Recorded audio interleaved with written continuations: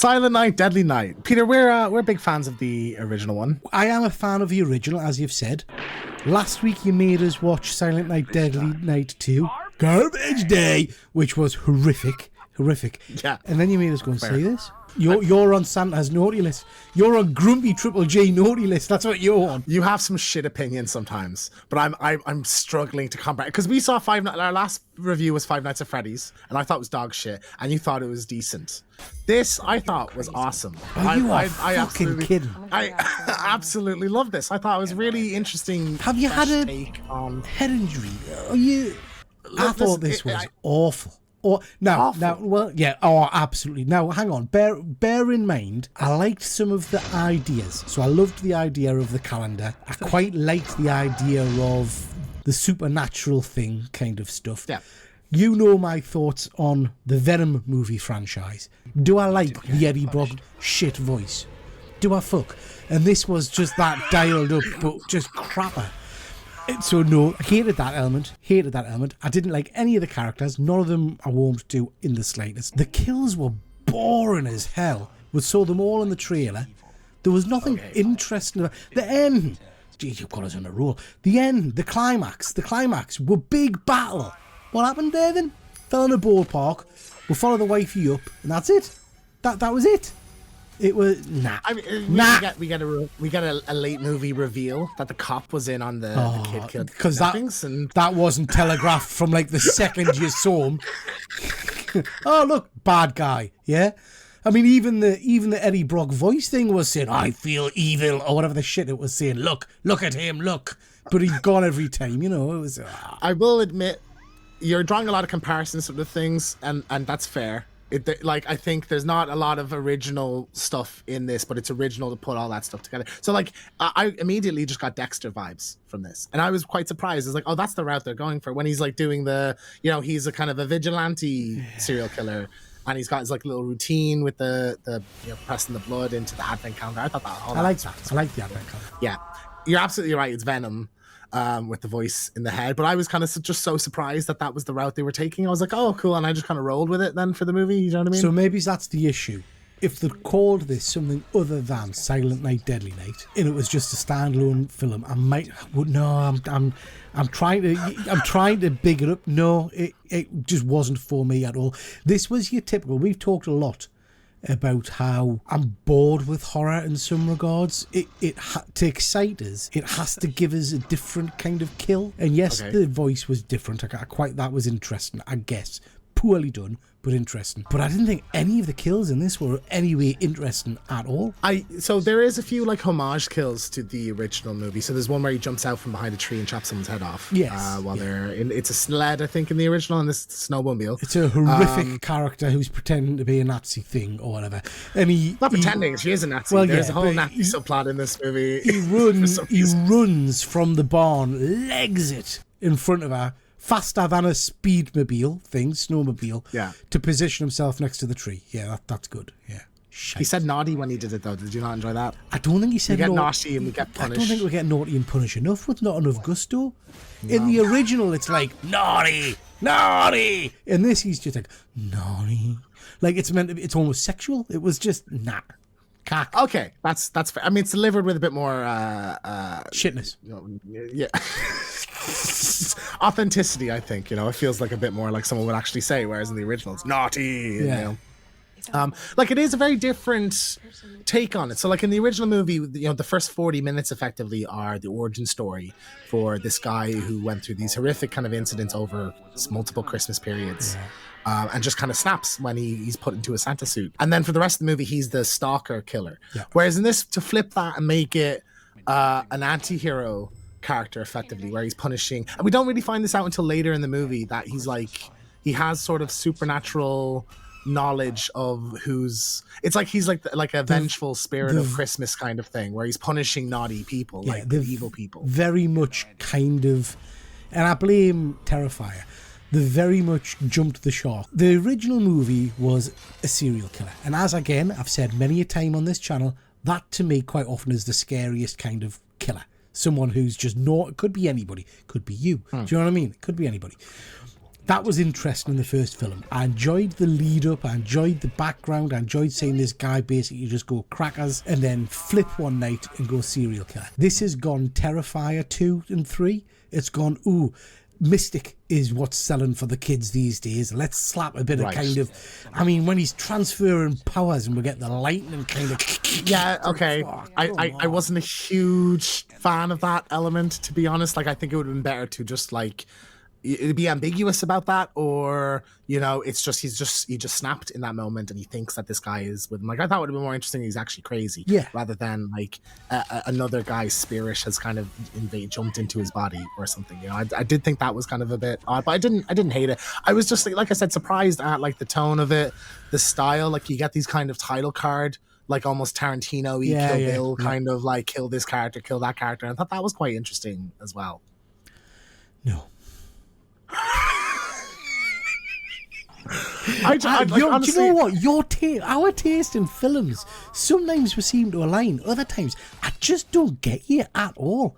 I mean, Leprechaun, the one where the bloke wanders around the forest for an hour and a half. I just don't get it. Leprechaun is shit, but I just like it. Whereas I think this is genuinely good. And I know, like, I could see the argument for, like, it's like turning Michael Myers into an anti-hero or something like that. And I get that.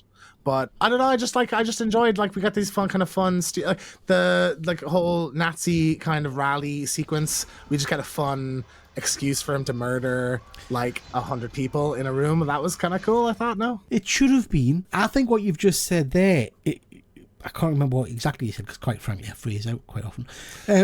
What you said there basically. The Tarantino bit. So we've got. It's a bit like Dexter in the voices. It's a bit like Terrifier in the mystic element. It's a bit like Tarantino in the place card things. The church scene type of thing was pretty much a bit like Kingsman, when he goes in and kills all the people in the church, like a mass killing. That's true.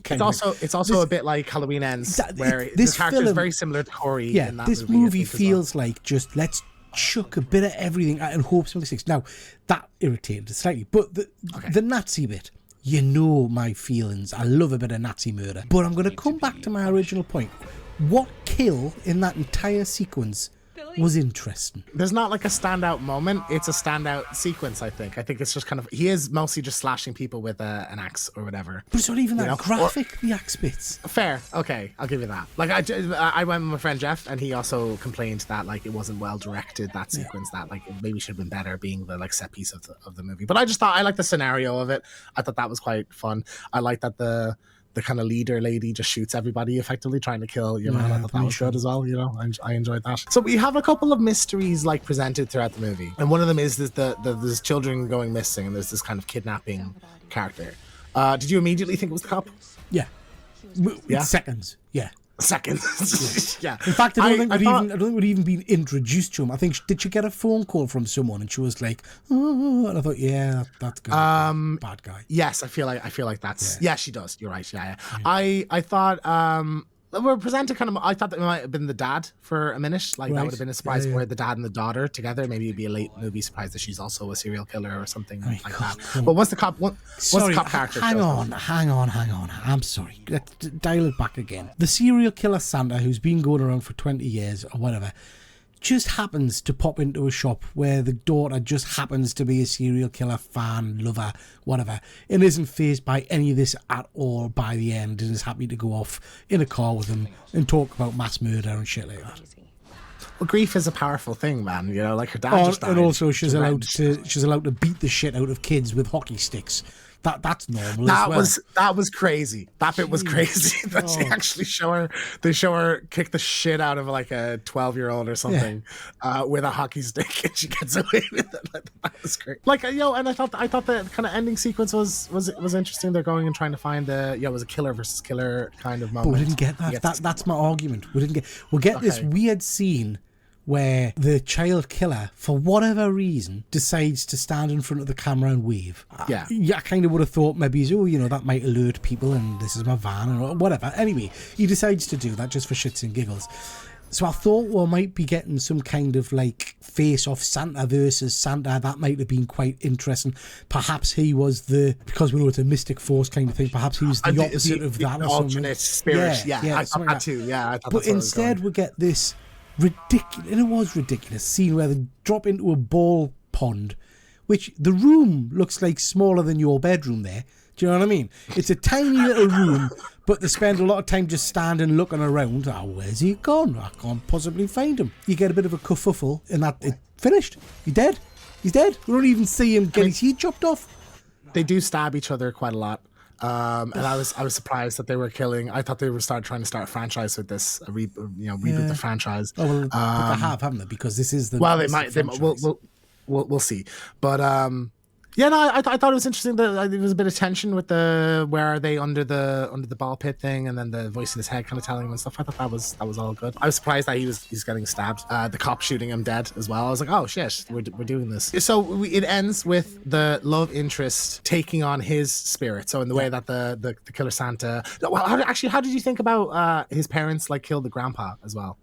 I quite like that. I thought that was interesting. Yeah, I thought it was an interesting flip on, because in the original movie, the grandpa is just a creep. Yeah. Who's like, just scares the shit out of Billy for no reason. Whereas I thought it was nice that, like, oh, we get the flip of that. It's like a nice grandpa and the parents are the bad ones. But anyway, so he transfers his spirit into her, and then she just goes ham on the cop guy, and presumably to continue on this kind of Santa murder spree that they've been going on. Do you think we get a sequel? Do you think that they're gonna do another one with her and him in her head? So that's the intention, isn't it? That's I think why they designed it in this way. Do I want a sequel? Christ. It's a bit, like I say, the problem is some of the ideas are interesting. I just don't think this was well done. This is irritated and upset me in my usual way when it comes to movie trailers, because the trailer for this, I remember, I think we were in the car together and I said, oh, the trailer for this looks great. Yes. And they did like one of those red band trailers and it looked super graphic and I remember saying, oh, it looks like it's the Terrifier guys are kind of going balls to the wall with this. And absolutely not. There's a couple of did someone fingers get chopped off or something? Or? Yeah, there was a head stomp, I remember, I think, or some kind of head cave-in moment. And then we get like a montage of like kills where there's a lot like he shoots someone with a bow and arrow. But even like I feel like the original was gorier, because like even there's an antler kind of impalement kind of scene, and in the original it's like super slow. It's a kind of a half naked girl, so it's poking through her skin and everything, whereas in this it was just kind of a cliched off kind of like implied kind of impalement thing. And I was like, oh, that's a bit disappointing. I thought they were going to be super graphic with this. I genuinely thought there was nothing kill-wise that jumped out at us and made us think, oof, this is okay. This was interesting. And like I say, I feel most of the kills were seen in the trailers. I can't remember any that were like a big surprise to us, other than the main character at the end, I guess.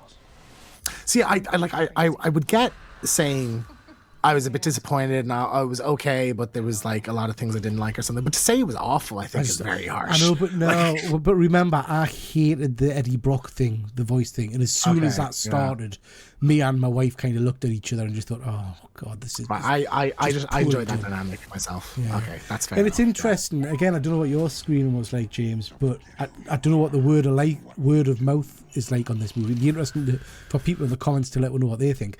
There was myself, my wife, and one other couple in our entire screening. So it didn't feel popular, and they were laughing all the way through it because it was that bad. Okay, really? Yeah.